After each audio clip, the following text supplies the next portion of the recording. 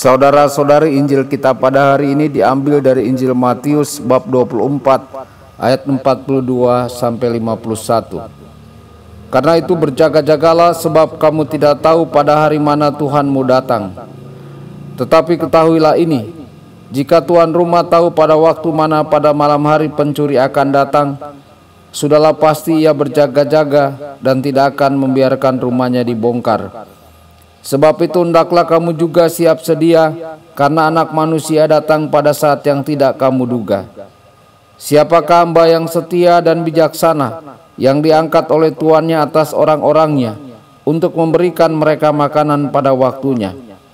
Berbahagialah hamba yang didapati tuannya melakukan tugasnya itu ketika tuannya itu datang.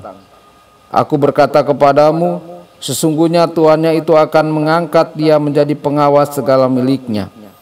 Akan tetapi apabila hamba itu jahat dan berkata di dalam hatinya, Tuanku tidak datang-datang, lalu ia mulai memukul hamba-hamba lain dan makan minum bersama-sama pemabuk-pemabuk, maka Tuan hamba itu akan datang pada hari yang tidak disangkakannya dan pada saat yang tidak diketahuinya, dan akan membunuh dia dan membuat dia senasib dengan orang-orang munafik. Di sanalah akan terdapat ratapan dan kertakan gigi. Demikianlah sabda Tuhan. Terpujilah Kristus.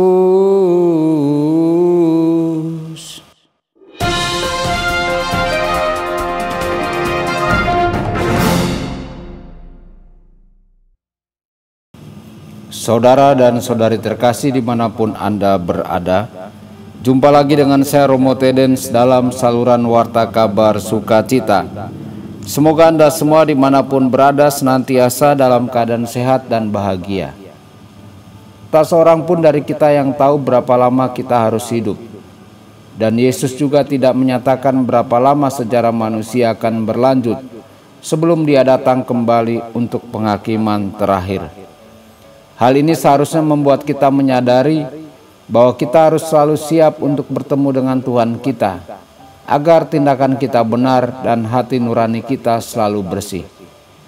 Kita harus hidup seolah-olah setiap hari adalah hari terakhir kita, seolah-olah kebahagiaan kekal kita bergantung pada pilihan dan tindakan hari ini. Setiap saat sangat berharga dan penting di mata Tuhan. Dan satu hal yang penting adalah bekerja untuk mencapai keselamatan kita. Hal ini lebih penting daripada apapun yang dapat kita capai dalam hidup ini.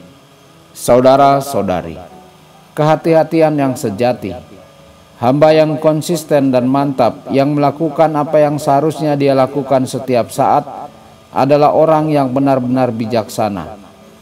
Tuhan ingin kita setia dan mengikuti kehendak-Nya setiap hari. Inilah jalan menuju kekudusan dan persatuan dengan Allah. Tidak ada cara lain untuk dekat dengan Allah kecuali dengan melakukan kehendak-Nya dengan kasih dan rasa syukur. Saudara-saudari, bagaimana tindakan kita hari ini mencerminkan ketaatan yang penuh kasih kepada kehendak Tuhan? Apakah kita menempatkan Tuhan sebagai pusat dari hidup kita, atau kita menempatkan Tuhan dan kehendak-Nya di pinggiran? Seringkali Tuhan tampak jauh dan tidak terlibat dalam hidup kita. Sepertinya Dia tidak akan kembali dalam waktu dekat, dan hal ini dapat membuat kita teralihkan dengan banyak hal lain. Setiap hari kita perlu memperbarui semangat iman kita kepada Tuhan dan kehadirannya yang konstan. Hidup setiap hari untuk menyenangkannya, tidak peduli berapa lama penundaan itu terjadi. Kita perlu hidup di dalam hadirat-Nya melalui iman kepadanya dan wahyu-Nya yang menuntun kita di sepanjang jalan menuju kehidupan kekal. Kita perlu menjaga iman yang hidup dan berkarya di dalam Tuhan dan hadirat-Nya setiap hari. Tuhan Yesus memberkati dan menyertai Anda semua. Sabda Allah adalah kebenaran. Sabda Allah adalah kehidupan. Mari kita mencintainya, mari kita menghayatinya.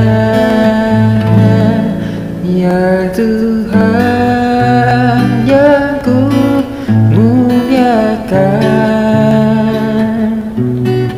sabdamu angkat rasa